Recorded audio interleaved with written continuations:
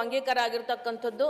ಇಂದು ನಮ್ಮ ಘನವೆತ್ತ ಕರ್ನಾಟಕ ಸರ್ಕಾರ ಆ ಒಂದು ಕಾಯ್ದೆಯನ್ನು ಖಂಡಿಸಿ ನಿರ್ಣಯವನ್ನು ಮಂಡಿಸ್ತಿರ್ತಕ್ಕಂಥದ್ದನ್ನು ನಾನು ಸ್ವಾಗತಿಸ್ತೇನೆ.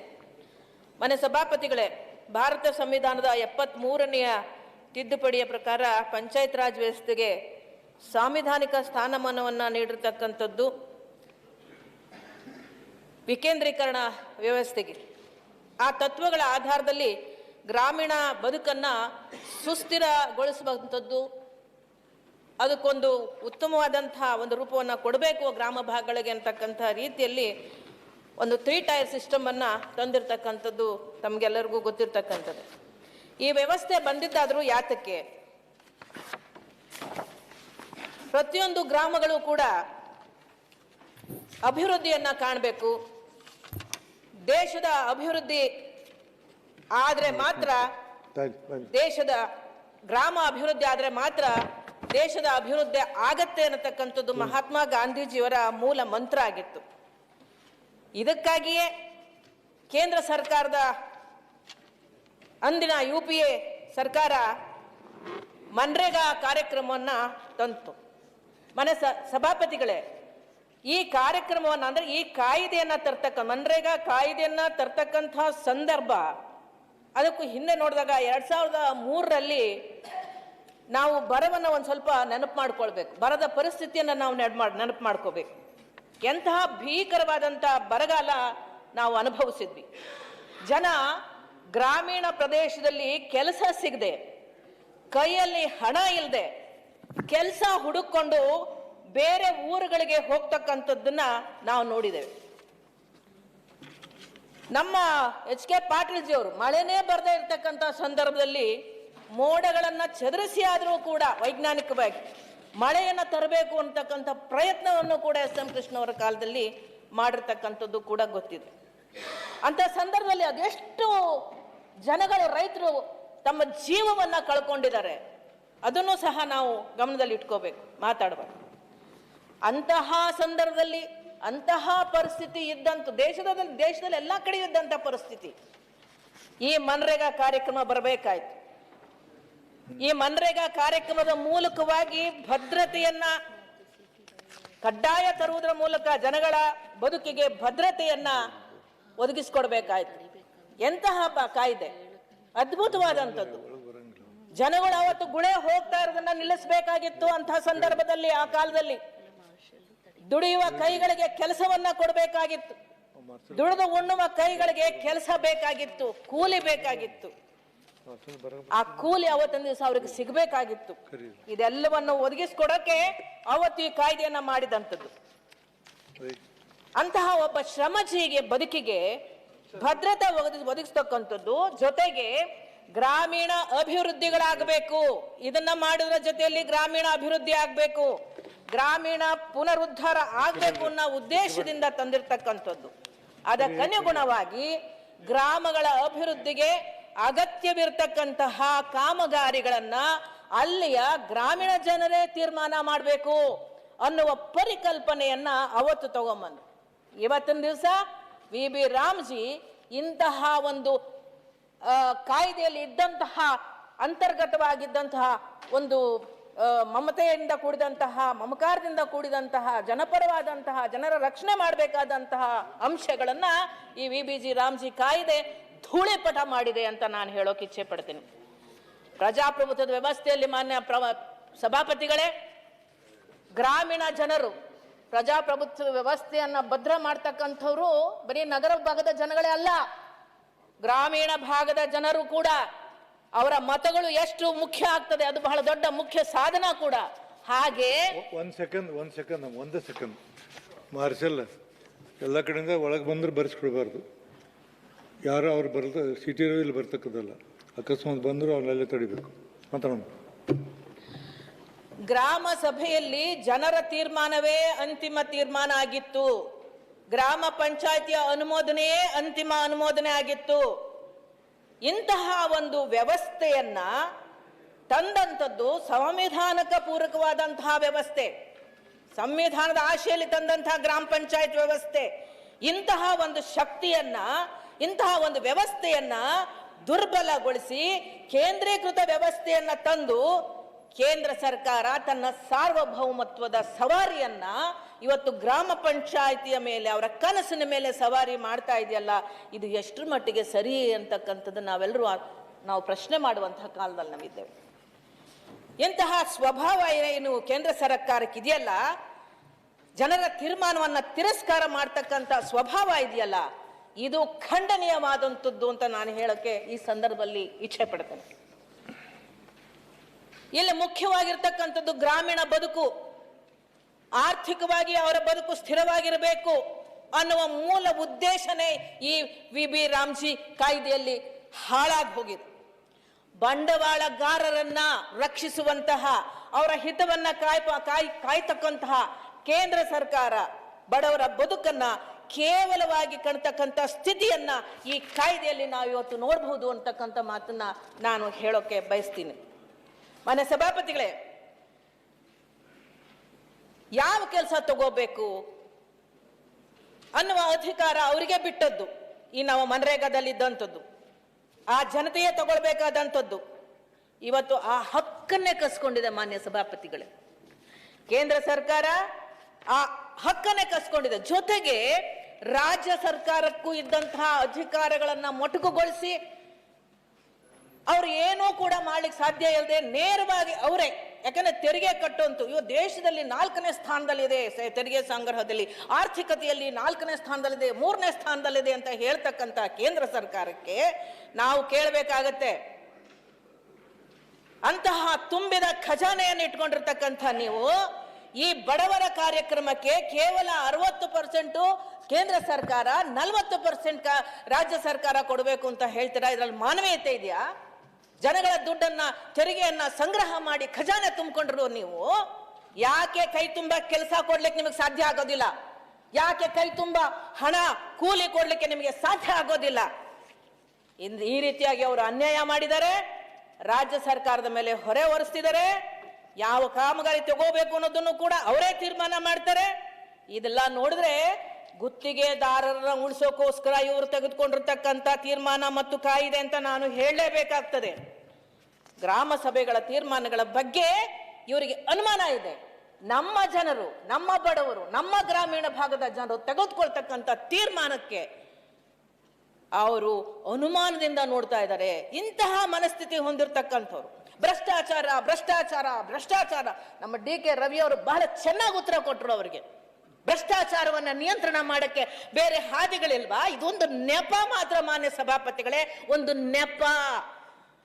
ಇದು ಒಂದು ಗುತ್ತಿಗೆದಾರರನ್ನ ಪೋಷಿಸುವಂತಹ, ಅವರ ಒಂದು ಕೈಯನ್ನ ಬಲಪಡಿಸ್ತಕ್ಕಂತಹ, ಶ್ರೀಮಂತರನ್ನಾಗಿ ಮಾಡೋದು, ಬಡವರನ್ನ ಇನ್ನೂ ಅತೀ ಕಡಿಮೆ ಬಡತನಕ್ಕೆ ತಳ್ಳುವಂತಹ ಹುನ್ನಾರ ಈ ಒಂದು ಕಾಯ್ದೆಯಲ್ಲಿ ನಡೀತಾ ಇದೆ.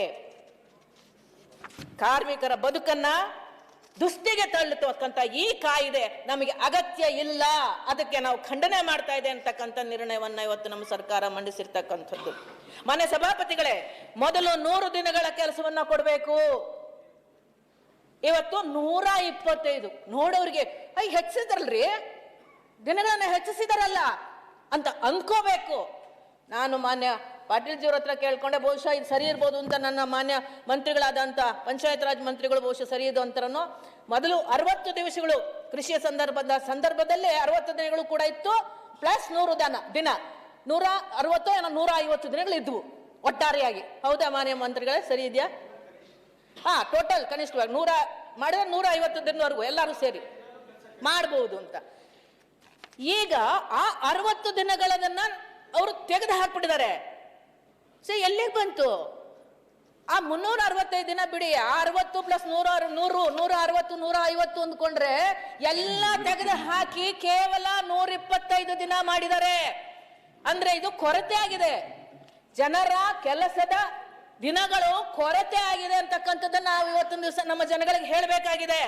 ತಮ್ಮ ಮೂಲಕವಾಗಿ, ಮಾಧ್ಯಮದ ಮೂಲಕವಾಗಿ ಇದರಿಂದ ಅವರ ಅವಕಾಶ ವಂಚಿತರಾಗಿದ್ದಾರೆ ಮಾನ್ಯ ಸಭಾಪತಿಗಳೇ. ಆದ್ರೆ ಮನ್ರೇಗಾದಲ್ಲಿ ಹಾಗಿರ್ಲಿಲ್ಲ. ಅವ್ರ ಕೆಲಸ ಕೇಳಿದ ತಕ್ಷಣ ಕೊಡ್ಬೇಕಾಗಿತ್ತು. ಒಂದ್ ವೇಳೆ ಕೊಡ್ಲಿಲ್ಲ ಅಂತ ಹೇಳಿದ್ರೆ ಅದಕ್ಕೂ ಕೂಡ ಹಣವನ್ನ ಕಟ್ಕೊಡ್ಬೇಕಾಗಿತ್ತು, ಕೆಲಸ ಕೊಡದೆ ಹೋದ್ರು ಕೂಡ ಅವ್ರಿಗೆ. ಆದ್ರಿಂದ ಮಾನ್ಯ ಸಭಾಪತಿಗಳೇ, ಎಲ್ಲೋ ನಡೆಯತಕ್ಕಂಥ ಕಾಮಗಾರಿಗಳು, ಆ ಊರಿನಲ್ಲೇ ಆಗ್ಬೇಕಾದಂತಹ ಕಾಮಗಾರಿಗಳು, ಅಲ್ಲೇ ಇದ್ದಲ್ಲೇ ಆಗ್ಬೇಕಾದಂತಹ ಕಾಮಗಾರಿಗಳು, ಅಲ್ಲೇ ಅಸೆಟ್ ಕ್ರಿಯೇಟ್ ಆಗ್ಬೇಕಾಯ್ತು, ಆ ಗ್ರಾಮದಲ್ಲೇ ಆಗ್ಬೇಕಾಗಿತ್ತು. ಆದ್ರೆ ಇವತ್ತು ಎಲ್ಲೋ ಆಗ್ತಕ್ಕಂಥ ಕಾಮಗಾರಿಗೆ ಇನ್ಯಾವುದೋ ಹಳ್ಳಿ ಜನ ಕರ್ಕೊಂಡು ಹೋಗಿ ಈ ಗ್ರಾಮದ ಜನತೆಗೆ ಅನ್ಯಾಯ ಮಾಡ್ತಕ್ಕಂಥದ್ದು. ಈ ಶ್ರಮಜೀವಿಗಳು ಇದಕ್ಕೋಸ್ಕರ ಊರಿನಿಂದ ಹೊರಗಡೆ ಹೋಗ್ಬೇಕು, ಕೆಲಸ ಬೇಕಲ್ಲ, ಹೊಟ್ಟೆ ತುಂಬಬೇಕಲ್ಲ, ಕೂಲಿ ಬೇಕಲ್ಲ ಅಂತ ಅನಿವಾರ್ಯ ಸ್ಥಿತಿಯನ್ನ ಇವತ್ತು ತಂದೊಡ್ಡಿದ್ದಾರೆ. ಅನಿವಾರ್ಯವಾಗಿ ಅವ್ರನ್ನ ಬೆನ್ನು ಹತ್ತಿ ಹೋಗ್ಬೇಕಾಗಿದೆ, ಗುತ್ತಿಗೆದಾರರನ್ನ ಅವ್ರ ಲಾರಿಗಳನ್ನ ಹತ್ತಿ. ಅಂದ್ರೆ ಇದ್ರ ಅರ್ಥ ಏನು ಸಭಾಪತಿಗಳೇ?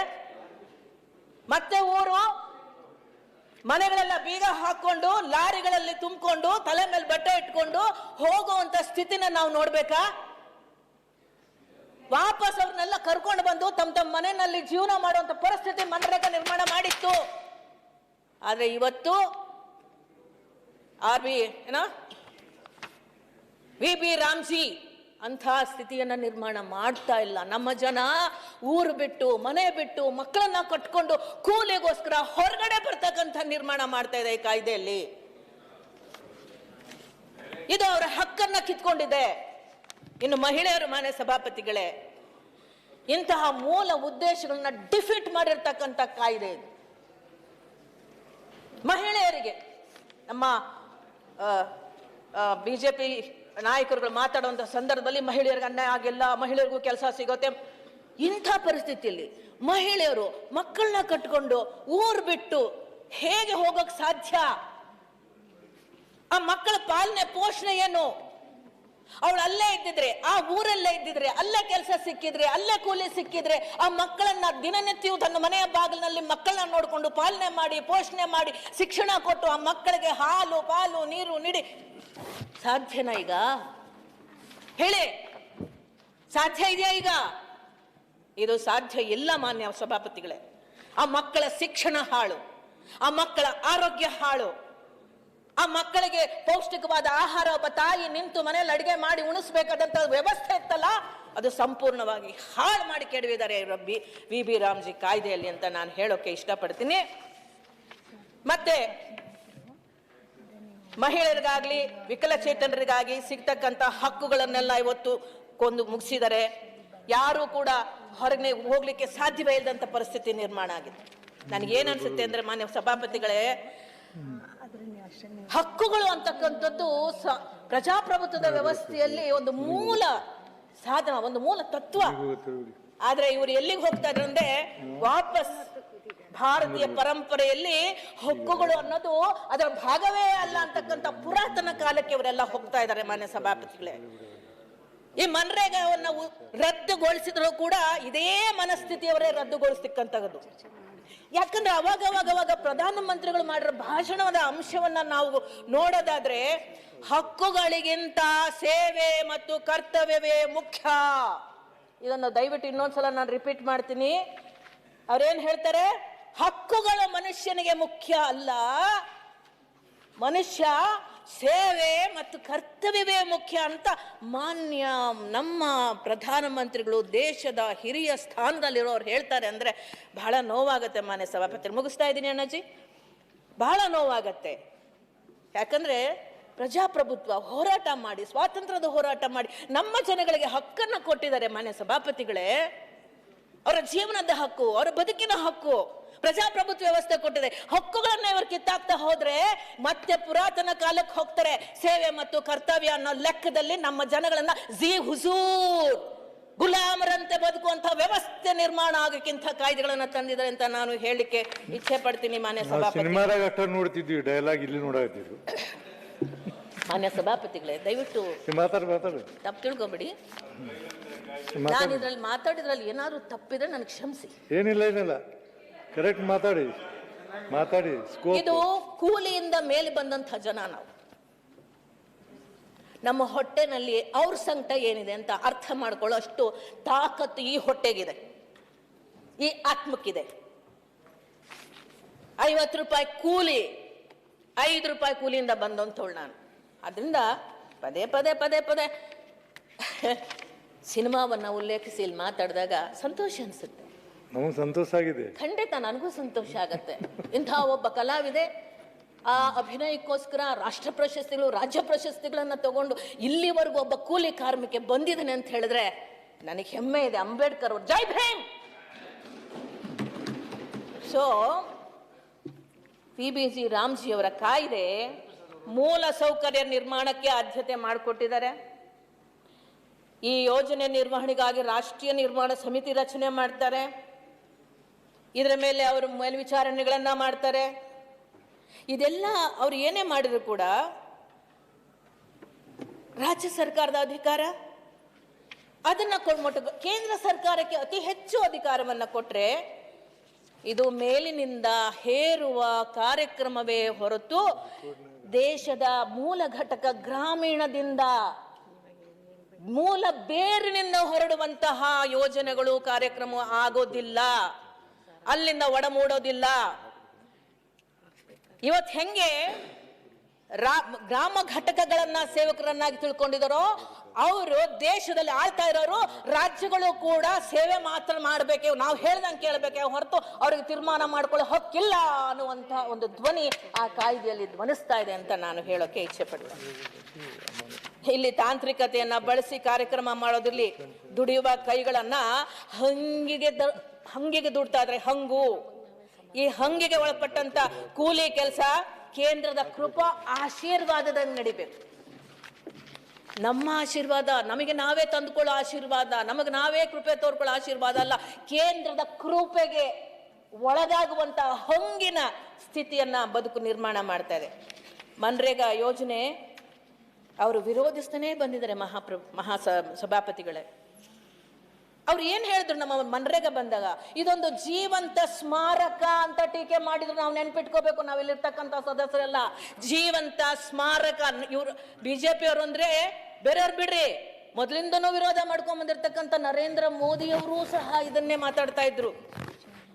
ಈಗ ಈ ಸಂಪುಟ ಆ ಮನ್ರೇಗಾ ಕಾಯ್ದೆಯನ್ನ ಮಣ್ಣು ಪಾಲು ಮಾಡಿಬಿಡ್ತು. ಮಹಾತ್ಮ ಗಾಂಧೀಜಿಯವರ ರಾಮ ಇದನ್ನಲ್ಲ, ನಮ್ಮ ರಾಮ, ಹೇ ರಾಮ್, ನಮ್ಮ ರಾಮ. ಬಿಜೆಪಿಯ ರಾಮ ಜೈ ಶ್ರೀರಾಮ್. ಅದಕ್ಕೂ ಇದಕ್ಕೂ ಬಹಳ ವ್ಯತ್ಯಾಸ ಇದೆ ಮಾನ್ಯ ಸಭಾಪತಿಗಳೇ.